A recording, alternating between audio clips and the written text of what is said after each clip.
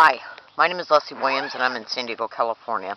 And I just got done filtering through some videos in reference to the 19th of July. And the statements I want to make here are this. Organized gang stalking expeditions, they operate on certain templates of behaviors and protocols. And what we have to understand here is that, excuse me please, you can go to Google and type in organized stalking space universities and you'll get over 7,600,000 responses. That's no accident, okay? But what we have to understand here is that universities do not want to be known to be, they don't want to, well, for one, they don't want to be liable for any type of criminal activity that they're directly involved in. Hell no, they don't. So what they'll do in turn, we all learned from the Penn State fiasco, and since organized gang stalking expeditions are directly connected to human trafficking rings, sexual servitude rings, and prostitution rings, racketeering of all types, criminal activity like you would not believe, then what these universities are going to do is they're going to protect their ass in reference to how they're involved in these expeditions and how they allow them. So what they'll do is they'll get to understand how a target is responding and reacting to the actual stalking, because they got to be present to harass the target to begin with, okay, in order to make them feel stalked, okay? And the way they make them feel harassed as a result of making them feel stalked is through the sensitization tactics that they subject a target to along a target's routes. That in turn makes a target feel stalked because they got to know where you're at in order to do it. But when they see that they're dealing with the target who's trying to expose them, what they'll then do when they place these individuals along a target's route to harass them using the sensitization tactics, they'll also use the same people as observers in reference to how the target's responding to the harassment. So if a target like me is using a video camera to literally catch them in their organized stalking expeditions, what they'll then do is whip out their cell phones with their cameras on their cell phone and take pictures of me. They then will eventually create an incident or an accusation, call campus safety, whether it be through a library staff personnel, a student, a guest that's at the university campus, to point the finger at the target by trying to claim that the target is taking video pictures of people for no reason, and as a result, they feel threatened. This is literally what they do. It's called reversing the situation. And if you don't believe what I'm saying, look at where my finger's pointing at right now. Look in the comments feature of this YouTube video. The comments feature is right below the volume bar of the video you're watching right now. It's literally going to show you two things, two separate videos. One video of me catching a gang stalker literally harassing me at U of M in Dearborn, Michigan, and then the next video is in reference to how campus safety did not give two shits that I was being harassed. Okay? The only thing they cared about was that I was taking videos. And why was that? Because they know that as a result of me blogging on a feverish scale that I was already being gang stalked on U of M campus, and the fact that I literally caught one harassing me would have brought all those blogs that I had written before I caught him on video alive in reference to the statements that were typed in those blogs about how I was being gang stalked on their campus. Now think about this.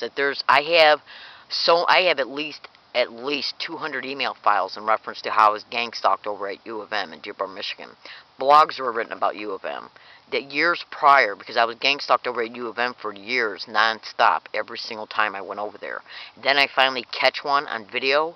That would have brought alive all the old emails that I had saved, the blogs that were written beforehand, and I also had numerous digital audio files that show me predicting, let's see what's going to happen today over at U of M, and then I literally caught provocations that occurred towards me on audio file that I predicted before I even arrived on their campus.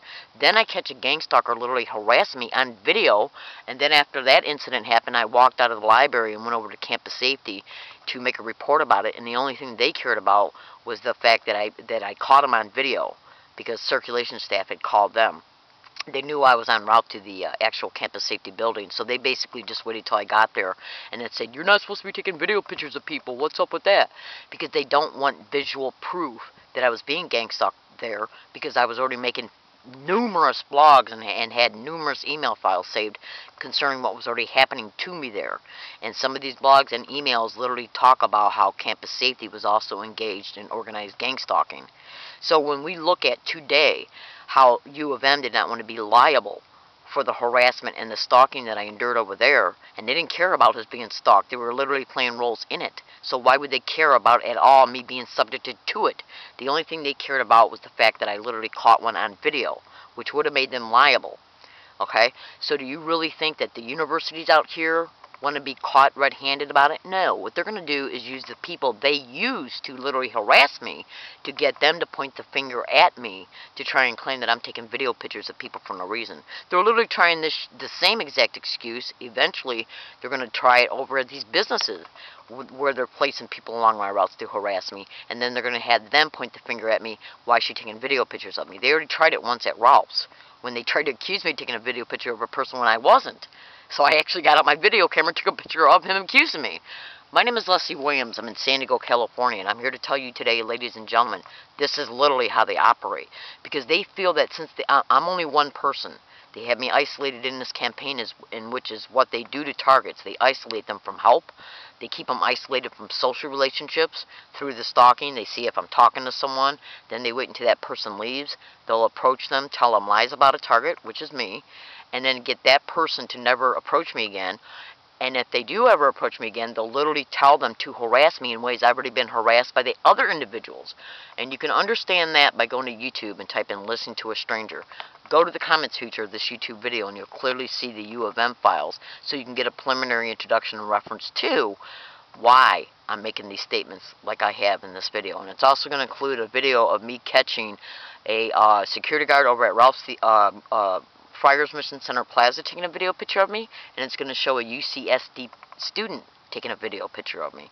I'm in San Diego, California, and this is what is known as a tidbit file to introduce to you, in part, what's happening towards me as a result of me being a target of what is known as organized gang stalking. Thank you.